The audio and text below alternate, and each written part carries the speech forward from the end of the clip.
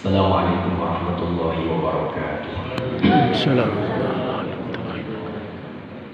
Alhamdulillah, alhamdulillahilladzi adkhalana fi syahril mubarak, syahr Ramadan, syahruna wa syahrul mu'minin.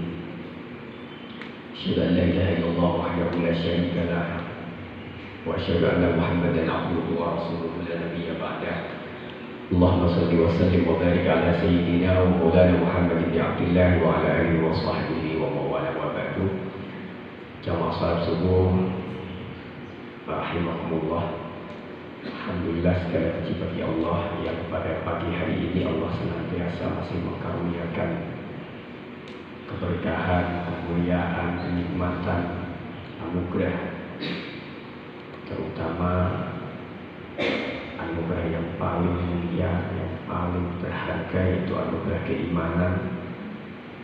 Dan anugerah inilah yang membawa langkah kita, membawa hati kita, jiwa kita hadir di sini untuk bersama-sama menunaikan, memperbaiki kualitas ketakwaan kita. Sebagaimana Ramadan ini memang Allah jadikan momen bagi kita hanya untuk menuju kepada ketakwaan, menjadi hamba-hamba yang bertakwa. Jamaah yang dimuliakan oleh Allah Subhanahu wa taala, kita tahu di dalam kehidupan ini Allah mengkaruniakan karunia itu berbeda-beda di setiap hambanya.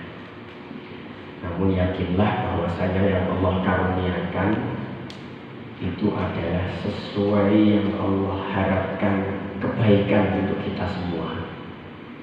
Nah, terkadang dalam hidup ini kita sering minta kepada Allah ini itu, tapi kok belum dikaruniai, belum diberikan. Nah, ini harus kita yakini bahwasanya di setiap permintaan itu Allah itu memang mengabulkan. Sebagaimana dalam perintah Allah, ud'uuni astajib lakum, mintalah padaku pasti akan aku kabulkan. Nah, namun ma'asal hadirin rahimakumullah, dalam memberikan mengabulkan itu Allah memberikan yang terbaik untuk kita. Karenanya ada terkadang dari kita itu ketika minta langsung dikabulkan, tidak usah nunggu lama. Terus ada yang kadang-kadang minta kepada Allah tapi waktunya ditunda, mintanya hari ini tapi tidak diberikan hari ini, diberikan esok. Atau bahkan itu tidak diberikan kepada kita, tapi diberikan kepada anak cucu kita, keturunan kita. Nah, karenanya kadang-kala kita hidup sekarang ini itu tidak karena mesti dari amal ibadah kita, apa yang Allah anugerahkan kepada kita, keadaan kita di hari ini, itu terkadang juga karena imbas dari doa-doa yang diminta oleh leluhur kita. Makanya di dalam Islam itu kenapa birrul walidain, ada berbakti itu baik ketika hidup dan ketika sudah tiada, tetap birrul walidain itu ada. Kemudian ada kalanya pemberian Allah itu juga diberikan dalam bentuk diganti. Nah, mintanya A diganti B. Nah, inilah yang Allah karuniakan. Tapi pada hakikatnya Allah menjanjikan astajib lakum, Allah akan berikan, Allah akan kabulkan apa yang diminta. Makanya di dalam hadis yang lain dikatakan ad-du'a silahul mu'min. Jadi doa itu adalah perisai bagi orang-orang mukmin. Jadi senjata bagi orang-orang mukmin itu modalnya doa, Bapak Ibu. Makanya dalam beberapa perbuatan, bahkan hampir di semua lini perbuatan kita itu di sana ada doa. Sampai mau tidur ada doa, bangun tidur ada doa, mau makan ada doa, habis makan ada doa. Bahkan mau qadul hajah itu sendiri, hal yang remeh sendiri itu pun ternyata ada doa. Keluar pun ada doa. Karena dikatakan tadi doa usilatul mu'min, memang kita dikondisikan untuk menjadikan doa itu adalah senjata bagi kita. Karena doa itu bagi menguatkan ketawakalan kita kepada Allah Subhanahu wa taala. Terlebih di bulan Ramadan ini, maksud hadirin rahimakumullah, ada sebuah hadis salah satu doa la turad. Jadi ada 3 doa yang tidak akan pernah ditolak oleh Allah Subhanahu wa taala. Dan salah satunya itu adalah doa shaim.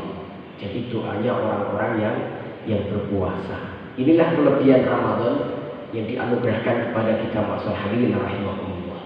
Kita diberikan Ramadan ini salah satunya adalah untuk menghadirkan istijabah doa, mustajabnya doa. Jadi menciptakan, kita dihadirkan untuk bisa menciptakan waktu-waktu yang selalu 12 jam, bahkan mungkin mulai sekarang sampai nanti berbuka, itu doa kita, doa orang yang berpuasa itu tidak akan pernah ditolak oleh Allah Subhanahu wa taala. Nah, ini salah satu keistimewaan Ramadan yang menjadi anugerah bagi kita. Yang awalnya doa itu, kadang-kadang doa itu kan di sepertiga malam kalau tidak puasa itu. Nah, kalau sepertiga malam jangan berat. Bangun sepertiga malam mungkin kalau mau berdoa berat. Nah, terus terbatas waktunya pendek sepertiga malam.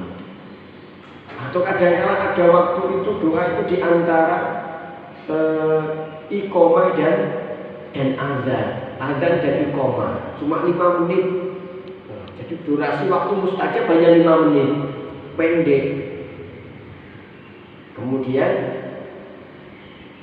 belum lagi kita ini termasuk orang-orang yang dimustajabah doanya enggak. Makanya sering kadang-kala kita ketika minta doa itu malah kita datang ke para masyayikh, ke ulama, ke orang-orang soleh, orang-orang alim, orang yakin, minta didoakan. Karena ini belum tentu doa kita ini dari kita sendiri, lisan kita ini bisa diistijabah.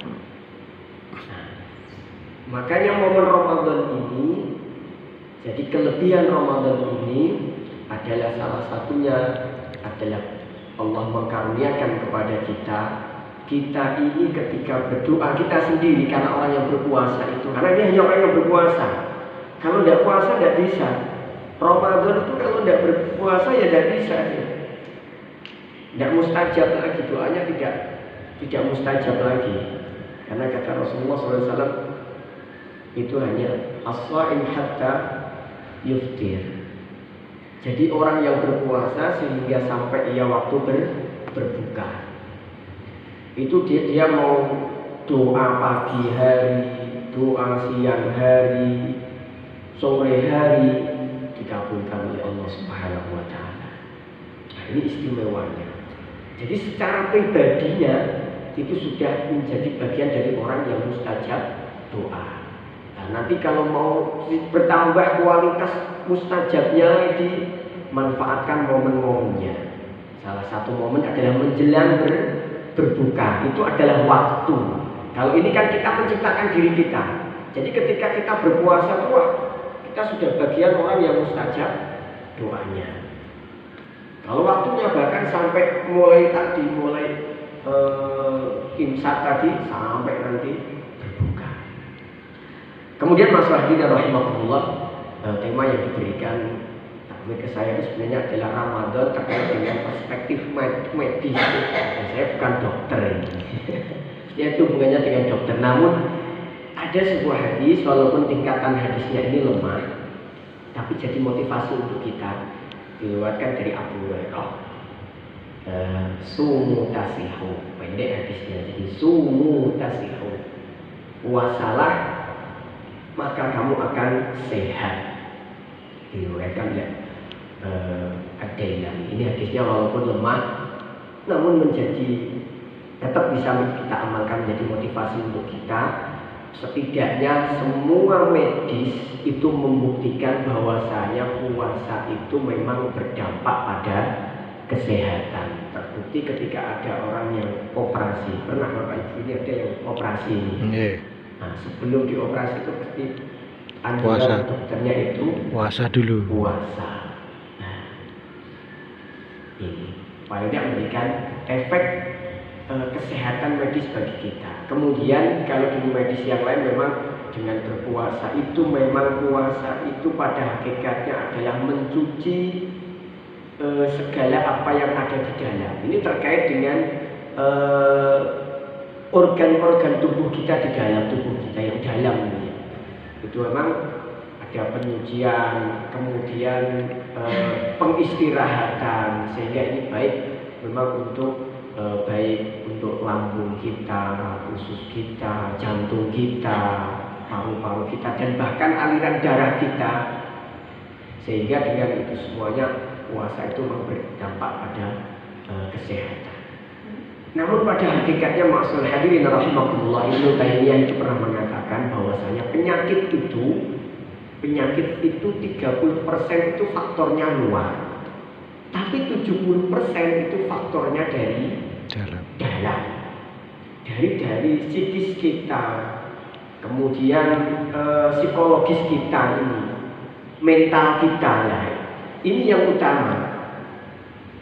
Kalau 30% itu faktor luar 30%, hanya 30%. Makanya Allah Subhanahu wa taala kenapa perintah puasa itu kutiba alaikumusiyam. Nah, ini kalau dalam bahasa Arab itu memang asyam, ada kala juga as-saum. Bedanya nanti as-saum dengan asyam, puasa itu as-saum.